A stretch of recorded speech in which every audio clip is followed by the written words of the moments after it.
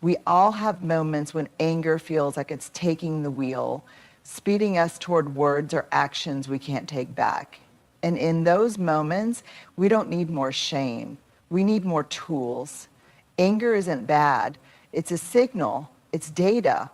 But when we don't understand it or we're afraid of it, it controls us instead of informing us. Let's start with something that seems simple, but is often the hardest part. Naming the emotion. I don't mean just saying I'm angry in a sarcastic tone while slamming a door.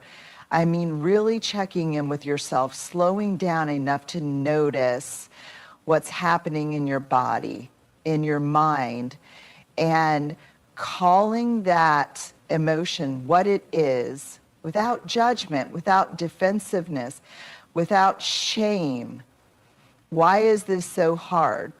Because many of us grew up in environments where emotions, especially big, uncomfortable ones like anger, were seen as weaknesses or threats. Maybe we were told to calm down, stop overreacting, or go to your room when we expressed anger. So what did we learn? To shut it down, to push it inward, to pretend we were fine. And every time we swallowed that anger instead of acknowledging it, it didn't go away, it just got stored. And eventually it leaks out in sarcasm and passive aggression or an explosive outburst that feel completely out of proportion. But here's the truth. You can't heal what you don't name. You can't make better choices until you understand what you're feeling. When we name our emotion, I'm angry, I'm hurt, I'm afraid, we bring it into the light. And what lives in the light can't control us the same way it does in the dark. And this isn't just a self-help idea, it's grounded in neuroscience. When you label an emotion, you're literally shifting brain activity from the amygdala, the part of the brain responsible for emotional reactivity, to the prefrontal cortex, the part responsible for reasoning and decision-making. In other words, naming the emotion helps calm the nervous system. It helps bring us back into regulation so we can respond, not just react. Here's the part that takes practice. Sometimes anger isn't the first emotion that shows up. Sometimes it's the loudest, but it's covering something much softer, like disappointment or embarrassment, or fear of not being enough.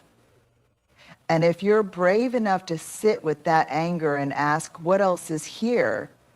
You might uncover something tender. And that tenderness, that's where growth begins. Let me give you an example. Let's say your partner forgets something important to you, a birthday, a commitment, a promise. Your initial reaction is anger. You feel it rising in your chest, your voice gets sharp, your muscles tense.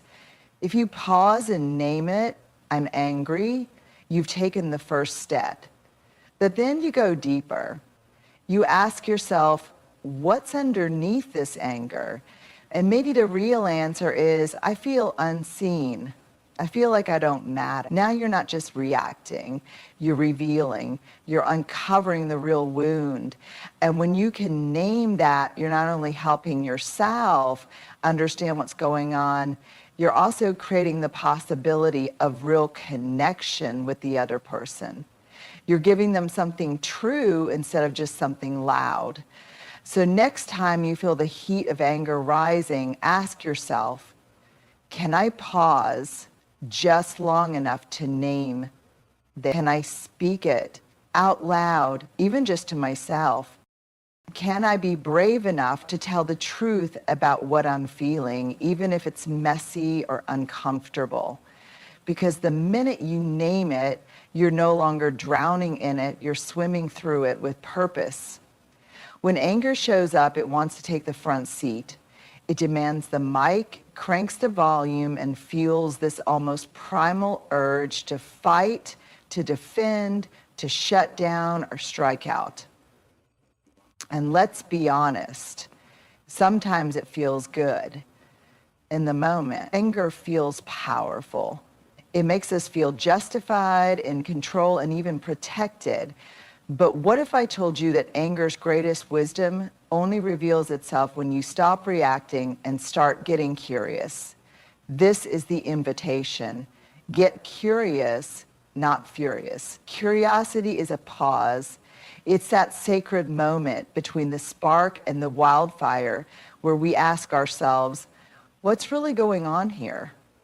Why is this hitting me so hard? What's the story I'm telling myself right now? This shift from fury to curiosity isn't about suppressing or sugarcoating our emotions. It's about honoring them enough to understand them. Because here's the thing, anger is a messenger, not a monster. It shows up when something feels violated. Your values, your boundaries, your sense of worth. But instead of just acting out the emotion, what if you got quiet enough to listen to what it's actually trying to tell you? Let's say you're stuck in traffic after a long day and someone cuts you off.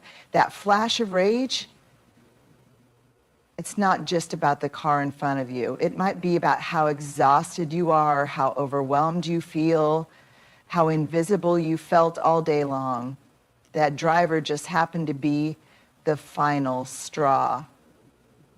Curiosity helps you zoom out. It helps you look at the whole picture instead of reacting to just one corner of it. Getting curious also allows you to approach others differently. When someone lashes out, it's easy to fire back, but what if you took a breath and asked, what pain might they be carrying? That doesn't mean excusing toxic behavior. It means recognizing that everyone, including us, is carrying something we can't always see. Here's the truth we sometimes forget. Nobody is born angry. Anger is learned. It's protective. It often shows up when we feel unsafe, unworthy, or unseen. And if we're brave enough to get curious about it, we might just uncover something that's been asking for our attention for a long time.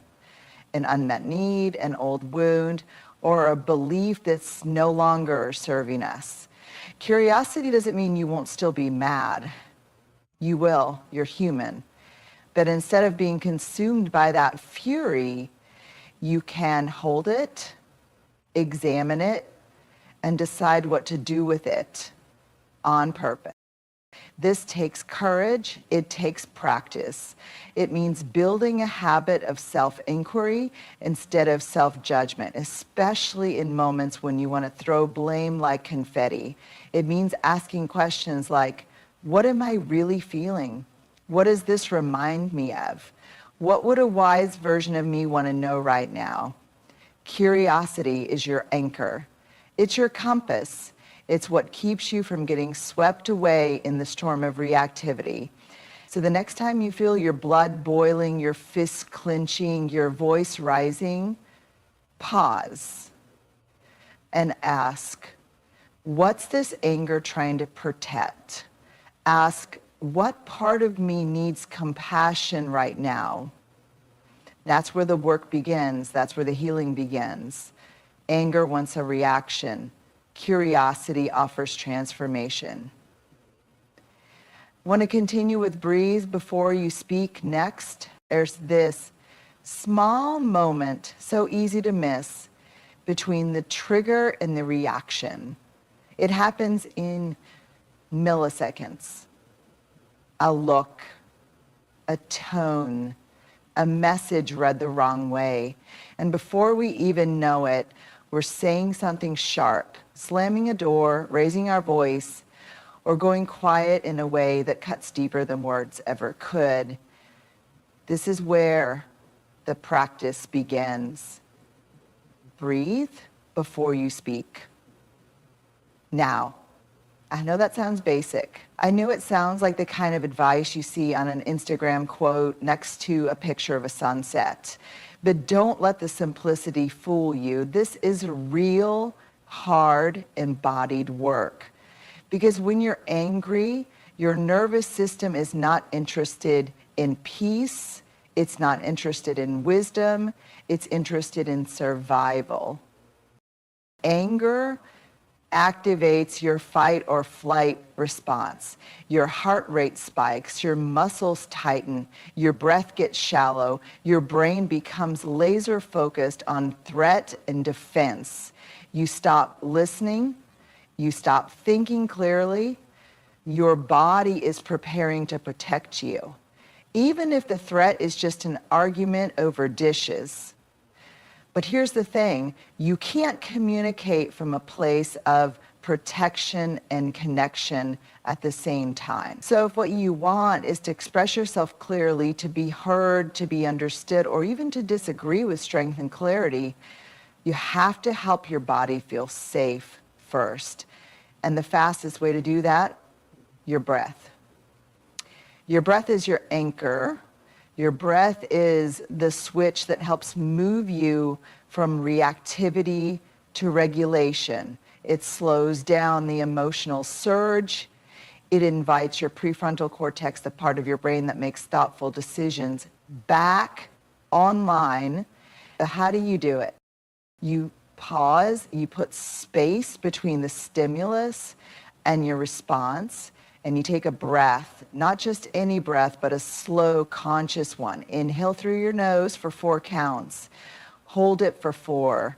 Exhale through your mouth for 6. Feel your feet on the ground. Feel your body. Get present. And in that breath, something powerful happens. You create choice. You don't have to speak just because the moment demands it. You don't have to respond just because the anger is loud. That breath buys you a moment of clarity.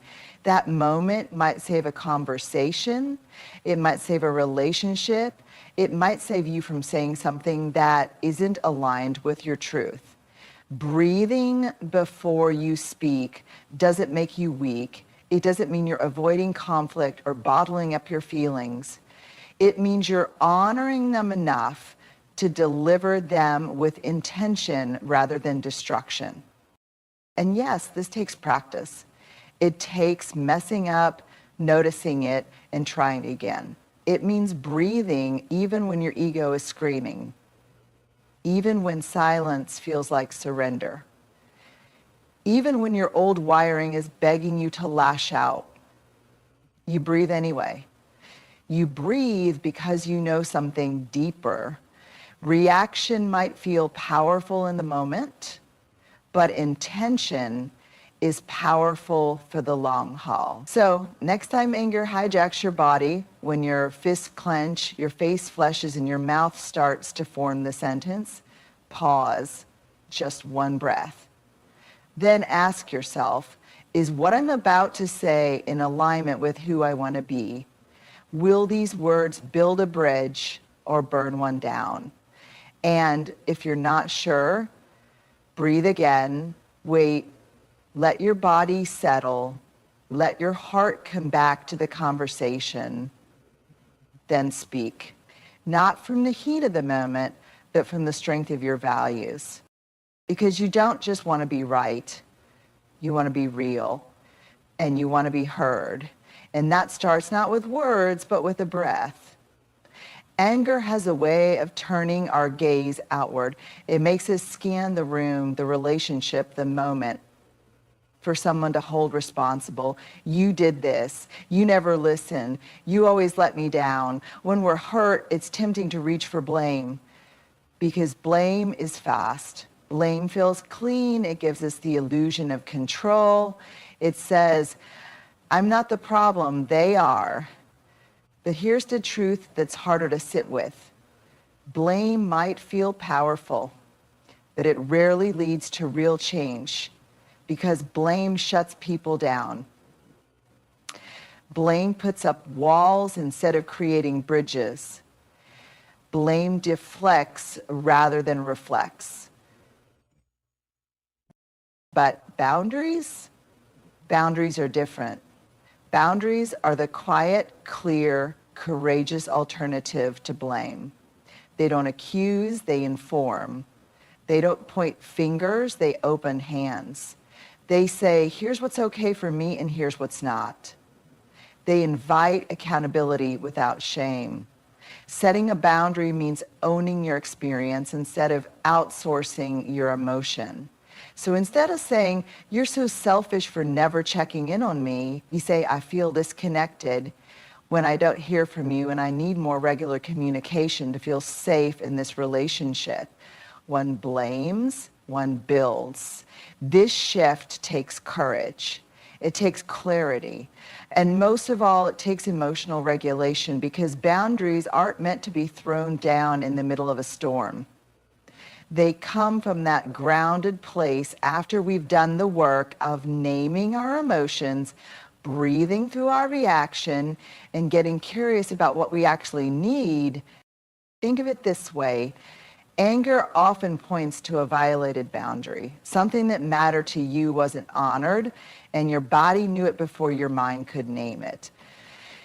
Maybe someone talked over you in a meeting and you felt invisible. Maybe your partner joked about something deeply personal in front of others and you felt exposed. Maybe your friend keeps canceling plans last minute and you feel unimportant. The anger is real, but the path forward isn't found in rage. It's found in the clarity of saying, that didn't work for me. I need something different going forward. Boundaries sound like, I'm not available for that kind of conversation. It's important to me to be spoken to with respect, even when we're upset. If this continues, I'll have to step away. These aren't ultimatums, they're invitations to healthier dynamics, to mutual respect, to deeper connection. But what stops many of us from setting boundaries? Fear. Fear of being seen as difficult, dramatic, selfish, fear of conflict, fear of abandonment. So instead of speaking our truth, we stay silent. We fume quietly. We hope the other person will read our mind, and when they don't, resentment builds. And eventually that resentment erupts, not as a boundary, but as blame. Here's what we need to remember. Boundaries are not walls. They're doors. They don't shut people out. They show people how to love us well. They don't punish, they protect. They're not about controlling others. They're about honoring ourselves. And yes, sometimes people won't like your boundaries. That's okay. You're not here to make everyone comfortable. You're here to live in alignment with your values, your worth, and your truth. And people who truly care about you, they might be surprised, they might even resist at first, but ultimately they will rise to meet your clarity. So when anger shows up, ask yourself, is this a moment to set a boundary? What do I need right now to feel safe, respected, and heard? Can I speak that need clearly without blaming someone else for not already knowing it? Because here's the real magic. Boundaries are not just self-protection, they're self-respect. And when you lead with respect for yourself and others, your anger becomes a guide, not a weapon. Every time we get angry, there's a story playing in the background. We don't always notice it because it doesn't shout. It whispers, it weaves itself into our thoughts, our reactions, the way we interpret what's happening. And before we even realize it, we're not just reacting to what happened, we're reacting to what we made it mean. That's why this step is so powerful.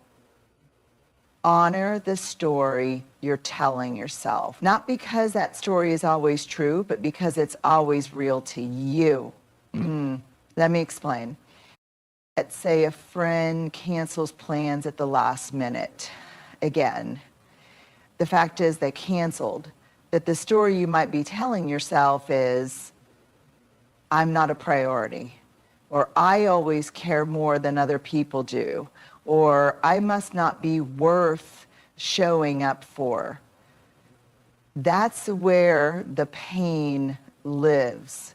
That's where the anger starts to brew, not in the cancellation, but in the story beneath it. And unless you pause to honor that story, to name it and hold it with compassion, you'll end up reacting to it as if it's absolute truth. This is where we lose ourselves. This is where small moments become big fights, where miscommunication becomes disconnection, where hurt becomes hostility. So here's the invitation: slow down and ask yourself, what's the story I'm telling myself right now? What am I making this mean about me? Is this coming from this moment or from something deeper, older, unresolved? And then honor that story, not by letting it take over, not by declaring it fact, but by holding it with tenderness, by saying, of course I feel this way. Of course this touched something raw. This story makes sense given what I've been through. This kind of honesty is not weakness, it's the foundation of emotional maturity. It's how you learn to respond, not from your wound, but from your wisdom. And here's the thing, everyone has a story. Everyone walks into conflict with old chapters that still ache. So when we honor our own stories, we're also more likely to offer grace to others.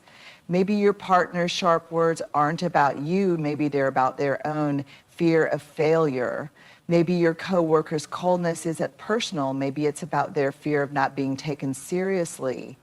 When we understand the power of our internal narrative, we start to get curious about theirs. This practice doesn't mean we excuse bad behavior. It means we stop confusing our interpretation with the truth. We become more self-awareness, more grounded, more emotionally agile. Here's a real vulnerable example. You send a message to someone you care about. They don't reply for hours. You feel it, the heat rising, the stomach drop, the sharp edge of anger. You tell yourself, they're ignoring me. They don't care. I always get left behind. That's your story. But instead of lashing out or shutting down, you pause, you breathe, and you name it. The story I'm telling myself is that I don't matter. That's brave, that's honest. And it opens the door to a deeper truth. Maybe you're not just upset about the silence, you're aching to feel seen, to feel important, to feel chosen. And when you can name that truth, you can communicate from it. You can say, hey, when I don't hear back for a while, I notice that I start telling myself a story that I'm not a priority. I know that might not be what's happening, but it's what I feel, and I just wanted to be honest about it. That kind of vulnerability, that changes everything. It creates connection instead of conflict. It builds bridges instead of blame. So the next time anger flares, before you speak, before you act, pause. Ask yourself, what's the story here? Is it true? Is it kind? Is it mine, or does it belong to a younger version of me who still needs healing? When you honor your story, you begin to reclaim the pen. You stop letting old wounds write your reactions. You choose presence over patterns, intention over impulse. You don't need to be perfect. You just need to be honest. And honesty always starts within. In the heat of the moment, it feels like we have no choice. The anger shows up fast, uninvited, and unfiltered. Your heart pounds, your jaw tightens, your fists clench. Something is said or done, and your whole nervous system lights up like a warning flare. It feels like your only options are to fight, flee, or freeze. But there's another path, a quieter one, a more powerful one. And it begins with this: practice the pause. Then choose. The pause is everything. It's the sacred breath between stimulus and response. It's the moment that separates reactivity from responsibility. It's where your power lives, not in the loudness of your reaction, but in the stillness of your choice. Let's be honest, this is not easy because when we're angry, the urge to act is primal. Our bodies are wired to protect, defend, survive. But the pause teaches us that not every fight is worth our peace. Not every moment of anger deserves an instant reaction. Sometimes the most radical, courageous thing you can do is wait. Wait until the emotion softens. Wait until your breath returns. Wait until your values, not your impulses, have the mic. This is not about denying your anger. It's not about bottling it up or pretending to be calm when you're not. It's about creating a moment, a margin where you can check in with yourself and ask, what do I want to create with this moment? That pause is your invitation to come home to yourself, to ask, is this reaction aligned with who I want to be? Will this bring me closer to the connection I need or further away? What's the most respectful, authentic way I can honor my truth right now?